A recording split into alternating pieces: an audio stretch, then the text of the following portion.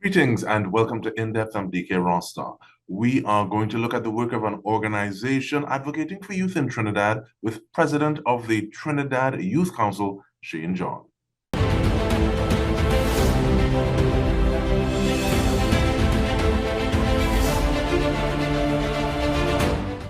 Mr. John, how you do, sir? I am well, and you? I'm all right, thank you.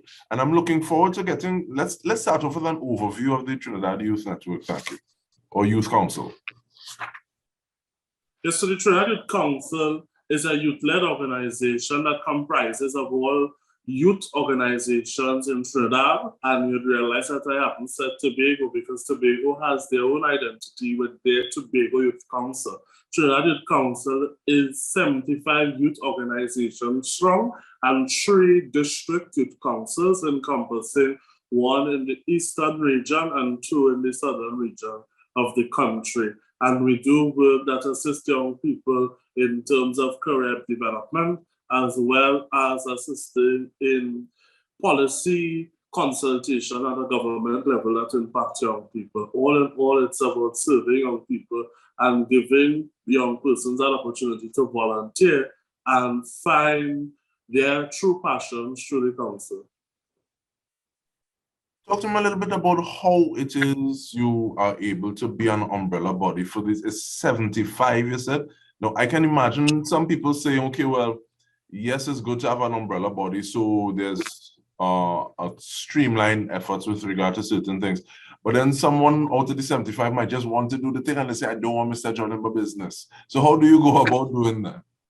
Well, I think we have a balance. One of the things is that young persons and youth groups can do whatever they please, but the council is there to facilitate that holistic view and assist in terms of youth organization development. Now, as you rightfully put it across, sometimes we don't always get it right. So sometimes we have that challenge as a council, but it's something that we work towards to ensure that we represent young people. We have been in existence for the past 22 years, so there has been fluctuations in terms of membership, but it's something that we are working towards. And the executive that I lead, 14 dynamic young people, all come from different and various youth-led and youth-serving organizations. And are these groups religious, spiritual in nature, secular? What comprises the membership? Sorry, yes, well, it's a combination of both. So at the district level, you have various youth organizations. So you have sporting groups, and you have church-based groups, and you also have groups that focus on academics in terms of tutoring and stuff like that. And then you have groups that would focus on volunteerism, climate change. We have groups now focusing on the environment. So we have a good cadre of young people surrounding the different sustainable development goals within the country. And even though there may be these different points of emphasis, I'm sure that one thing that is on the mind of all 75 to varying degrees is the situation with employment, the job market. What are some of those things that feed in from those 75 bodies to the Youth Council? Well, one of the things that we would have recently completed in July was a massive job fair day, which celebrated Youth Skills Day in 2022. And we saw over 400 young people visiting, which was the Takariga Racket Center, and focusing on young people looking for jobs and employment. So as youth organizations and young people in this space, you find a lot of young people get involved in youth groups to really get that experience that some jobs are now, or not some, but all jobs are requiring and asking for. And when we held that career fair and job fair, we realized that there are a lot of young people that are actively looking for employment. So we are really challenged. And I want to touch on OJT. A lot of young people are looking for advancement in OJT, and the council continues to write requesting assistance in terms of placing young people in various organizations with OJT. I'm not talking about just young people with K or CSEC passes. I'm talking about those with degrees and masters who are actively seeking out jobs. So from that career outreach in July, we realized that there is need for the engagement of young people as it pertains to employment, and it's something that is very pertinent now in Trinidad and Tobago. And we have about 2.5 minutes more, but take me down that path with OJT a little more, help me to understand it a little better. What's the issue? So there are people with different levels of academic qualifications. So what's the crux of the matter that you're trying to get across? Well, one is that OJT seems to not be reaching the young people of the country. And when I say that, it's that there are so many young people looking for jobs and looking for employment, and this program can only take so much young people. So that has been a challenge, and sometimes you don't get your break in terms of breaking into the OJT opportunities. So that has been a challenge, one. And two, the major challenge with OJT that young people face is that after you finish, you don't have that transition job opportunity to go into somewhere that would be a little more stable or permanent, where young people simply sometimes drop out, well, not drop out, but they finish OJT, and there is not that opportunity to have another job available for them. That is a challenge. And finally, OJT in terms of payment, that has been a great challenge for many young people, where every month after month, there has been challenges where payment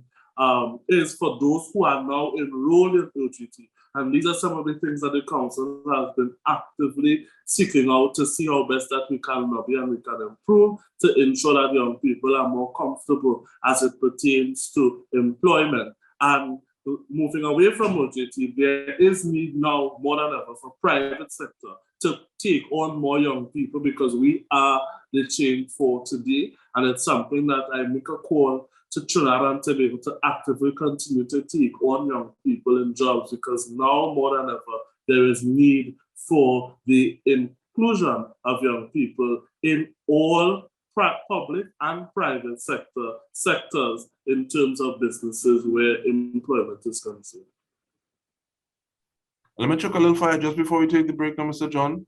Answer the person who says, well, as opposed to saying, okay, well, you have this level of qualification academically, as opposed to just saying, okay, looking to be employed,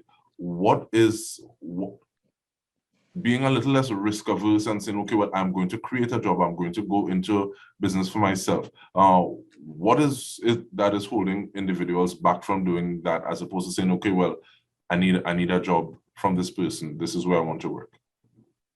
Well, in terms of that, delves right into entrepreneurship, and it's something that the council has seen as important. So at that job fairs where we had NETCO present, where they were offering all of their services and programs, streamlining young people to all of the grants that are available. Because young persons are challenged when it comes to getting finances to establish a business and creating that job for themselves. And it's something that we have to continue to engage, and the council has continued to do so in terms of providing access to what is available at the level of the government as well as private sector to start businesses, especially looking at credit union opportunities for persons to get loans through the credit unions to start their businesses and provide that opportunity for themselves. So there is need, and there needs to be a filling of a gap, really, in terms of ensuring that young people know what is available to them to start their own business and creating that line of employment for themselves. And we're going to talk about that gap when we return. We are speaking with President of the Trinidad Youth Council, Shane John. Stay with us. We'll return with more.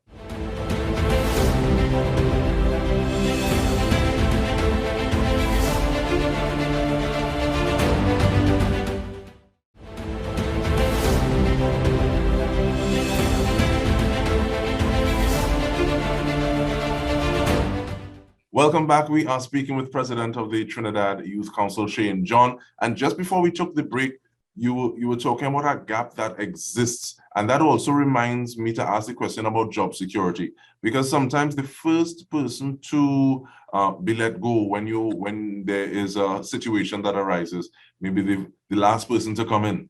So in terms of that job security, adding that to the context of the gaps that you see existing, what are those gaps? Well, definitely in terms of now more than ever, I know that there was a signal of freezing the public sector.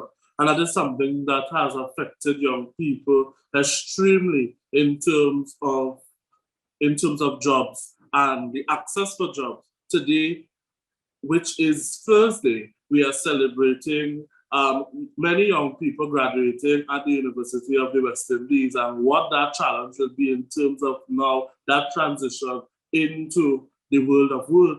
What does that mean for them? And sometimes what you have happening is that young people graduate with particular degrees, let's say in education, and they end up in a field that is totally different to what they would have studied at the level of secondary and primary as well as university. So those are some of the challenges that we have in terms of that access, and also in terms of underemployment, where you have your degree, but then you are now being asked, where are your qualifications when you would have spent 7 and 7 and then 4 years at university, or 3 years as the case may be, and then you are being asked for experience. So those are the challenges that the gaps have to be made. And as I said, I mentioned earlier, in terms of the OJT, only so much of young people can be a part of it. We need now to see more opportunities for young people as it relates to employment, especially in this climate that we are in, where the economy is really and truly, as they have been saying, that it has been stifled in terms of opportunities to enter into the world of work. So those are some of the challenges that we are facing, but it's really and truly how young people can get involved and what opportunities can be created for us as young people. Now, let's take a step back from graduating tertiary or entering OJT and go into secondary school specifically. What is the Trinidad Youth Council's position on the violence that is being seen, is being shared at this point in time coming out of secondary schools? One of the things that the council is proud of is that we are working hand in hand with the different police clubs in various areas of the country in Trinidad. And that is something that we take full responsibility for in terms of assisting police clubs and doing different community outreach. The major challenge now we are seeing, where there has been no conversation about what is affecting young people coming out of the pandemic. And the council hopes and aims to begin that conversation and engaging young people at that level in secondary schools to see where are their minds at in terms of school violence, because there has to be a root of the problem.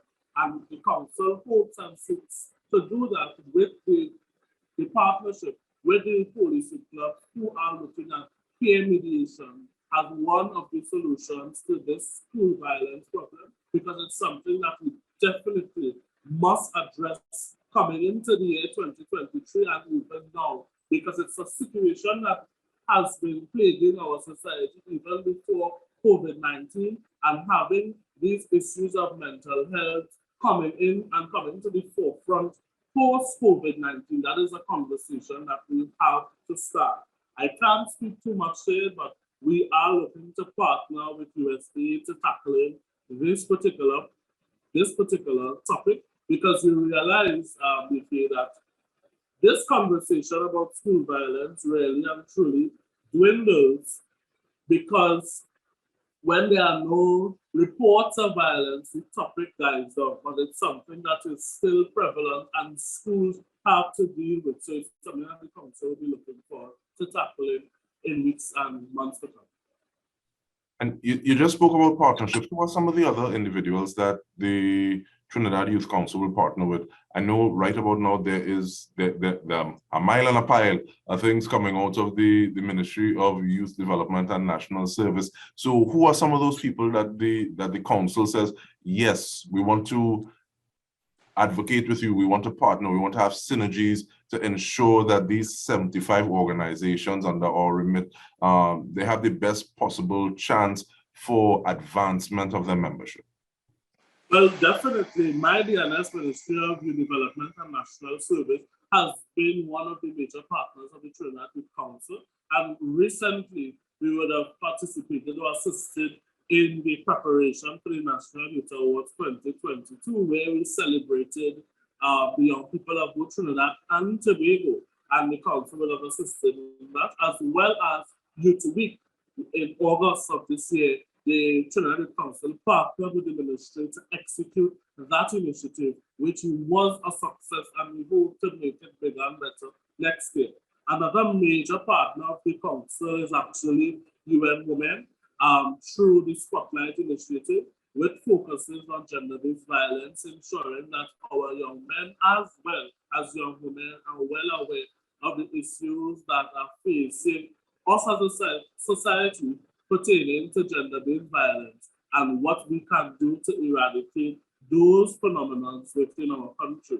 So those are the two major partners, and then we do smaller projects with different ministries, the University of the West Indies, our Ministry of Office of the Prime Minister, OPM, Gender Affairs Division. We also focus with UN, UNICEF, in terms of child rights and child protection. And these are some of the companies and agencies that we have been partnering with over the years. And what we are hoping to achieve in months and years to come is that as we continue to encourage young people to get involved, we will partner with youth-led organizations that are not really or not yet a part of the council, so that we can continue to spread the positivity in Trinidad and Tobago, because that in itself is one of our goals, ensuring that young people stay active and our voices are heard and we engage in meaningful contributions to our society.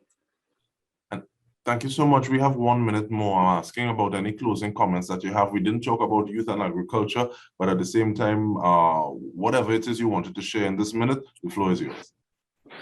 So I would like to thank you, Dike, for the opportunity to join with you here, and I'm looking forward to continuing the good work that young people has been doing for the past decades. It's something that the Trinidad Youth Council takes pride in, is the contribution that we have made to our country, Trinidad and Tobago.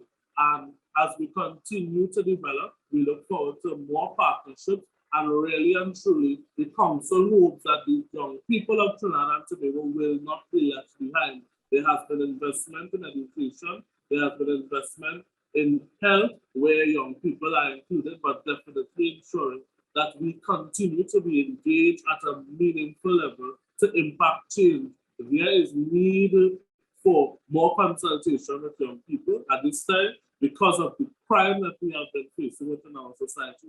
And if we don't take things by the bull, the horn of the bull, we will not get things done right. And the best way to do that is ensuring that young people are included in the discussion. And I know that the Trinidad Youth Council will be here to ensure that those things are done in the way that it ought to be. There is much to be done, and we are committed to ensuring that young people's voices are heard, and also assisting in our way to do just that, ensuring that young people are not left behind.